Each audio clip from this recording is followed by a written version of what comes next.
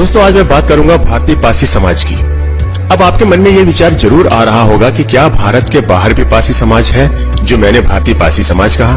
तो जी हाँ, पारसी के नाम पर भारत के बाहर कोई समाज तो नहीं है, पर पारसी नाम कुछ देशों में प्रचलित जरूर है। इंटरनेट पर सर्च करने पर पता चलता है कि अमेरिका के कुछ लोग अपना नाम पारसी लिखते हैं और पारसी नाम किंग या रॉयल के नाम से जाना जाता है। पारसी नाम लड़कों का रखा जाता है, यानी किंग अर्थात राजा। जब इस बारे में कुछ और सर्च किया तो पाया कि पारसी नाम का ओरिजिन अलग अलग साइट पर अलग अलग दिया हुआ है। कुछ अमेरिका बता रहे हैं, कुछ ग्रीस, तो कुछ ऑस्ट्रेलिया। पर सबसे दमदार पॉइंट है ग्रीस का, जो डिटेल में बताता है कि इस शब्द का जन्म कैसे हुआ। इनका कहना है कि इंग्लिश का पारसी शब्द बना है बेसिल से और बेसिल शब्द बना है बेसिलस से। बेसिलस शब्द प्राचीन ग्रीस में योद्धा या राजा या रॉयल फैमिली के लिए उपयोग होता था। तो बेसिलस शब्द से बना है बेसिल और बेसिल से बना है पारसी, और यह शब्द रॉयल या शाही या किंग से ही जुड़ा हुआ है। इस तरह की जानकारी इंटरनेट पर उपलब्ध है। पर भारत में पारसी नाम नहीं बल्कि एक जाति है। पर इन दोनों में समानता जरूर दिखती है कि भारतीय पारसी समाज के लोग भी अपने आप को रॉयल खानदान से जोड़कर देखते हैं। कारण 10वीं शताब्दी के आसपास कई सालों तक उत्तर भारत के एक बड़े भूभाग पर पारसी राजाओं ने राज्य किया था। उन राजाओं में महाराजा बिजली पारसी, महाराजा सातन पारसी, महाराजा लाखन पारसी, महाराजा सुहेलदेव पारसी जैसे और भी बहुत से पराक्रमी राजा शामिल हैं।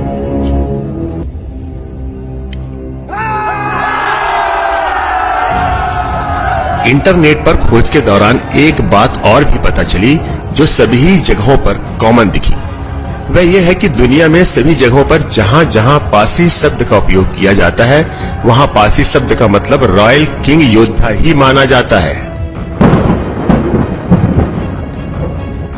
जब आजादी के बाद इस समाज के लोग पढ़ लिख कर आगे आए और उन्होंने पारसी इतिहास को खंगाला, तो पारसी समाज के राजा महाराजाओं के बारे में पता चला और इन राजा महाराजाओं के जीवन पर अब तक कई किताबें लिखी जा चुकी हैं, जो हमारे समाज के सभी सदस्यों को, खासकर युवाओं को जरूर पढ़नी चाहिए।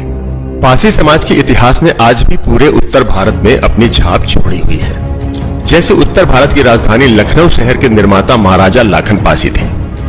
लखनऊ शहर के बीचों बीच महाराजा बिजली पारसी किले के विशाल अवशेष प्राप्त हुए हैं, जो उत्तर प्रदेश सरकार द्वारा संरक्षित है। वीरांगना उदा देवी पारसी, जिन्होंने आजादी की लड़ाई में कई अंग्रेजों को मारा था, उनसे लोहा लिया था, आज उनकी प्रतिमा लखनऊ में लगाई गई है। ऐसा बहुत कुछ है जिसके बारे में पारसी समाज के इतिहासकारों ने पारसी इतिहास में लिखा है, पर मैं यहां बात कर रहा हूं कुछ उन अनछुए पहलुओं पर जो इंटरनेट पर खोज के दौरान मुझे मिले। दोस्तों, एक महत्वपूर्ण बात आज मैं आपको जो बताने जा रहा हूं वो यह है कि पारसी घाट के नाम से हमारे देश में ही एक एयरपोर्ट है जो अरुणाचल प्रदेश में है, और यह हमारे लिए गर्व की बात है। पर इसके बारे में पारसी समाज के अधिकांश लोगों को अब तक जानकारी शायद नहीं है। विकिपीडिया पर खोज करते समय पारसी शब्द की जानकारी ढूंढते समय यह जानकारी मिलती है कि पारसी शब्द की उत्पत्ति संस्कृत के दो शब्दों से मिलकर हुई है, पा धन आसी, जिसमें पा का मतलब होता है पंजा और आसी का मतलब होता है तलवार। तो इस तरह से पारसी का मतलब निकल कर आता है तलवार हाथ में लेने वाला तलवारबाज या एक योद्धा। इस बात की पुष्टि न सिर्फ पारसी राजा महाराजाओं के इतिहास से होती है, बल्कि पारसी राजाओं का राजपाट खत्म होने के बाद भी इन्होंने बहुत से राजाओं की सेनाओं में अपनी सेवाएं सिपह सालार बनकर, सेनापति बनकर। क्यों? क्योंकि ये जन्मजात एक अच्छे योद्धा थे।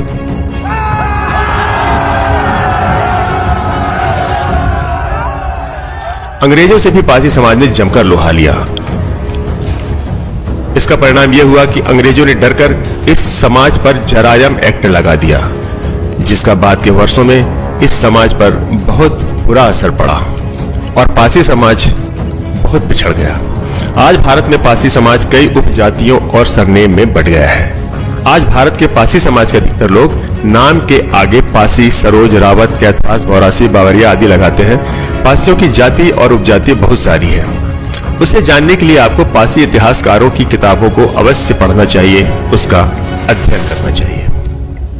आज भारतीय पारसी समाज अपने को अलग थलग पाता है, पर वह अपने आप को इतिहास के पारसी राजा महाराजाओं के आधार पर खुद को क्षत्रिय मानता है। और मेरा ऐसा मानना है कि हमारे इतिहास को देखते हुए ऐसा मानना भी चाहिए। हमारे इतिहास में और अधिकतर उत्तर भारत में हिंदू धर्म की सभी जातियां हिंदू समाज के किसी न किसी कार्य में अपना सहयोग प्रदान करती हैं। उन्हें विशेष रूप से उस कार्य के लिए बनाया गया है, जैसे धोबी को कपड़ा धोने के लिए, नाई को बाल काटने के लिए, लोहार लोहा से संबंधित कार्यों के लिए, बढ़ई को लकड़ी के कार्यों के लिए, ब्राह्मण को शिक्षा और पूजा पाठ के लिए, और क्षत्रिय राजपाट, युद्ध और बल के लिए।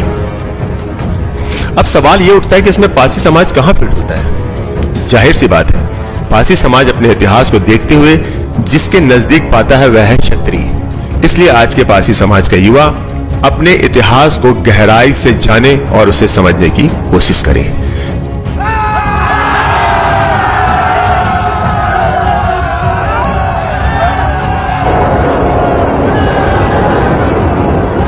दोस्तों, इस दिशा में मैंने कुछ खोजबीन की और जो कुछ नई जानकारियां मुझे मिली उसे मैंने इस वीडियो के माध्यम से आप तक पहुंचाया।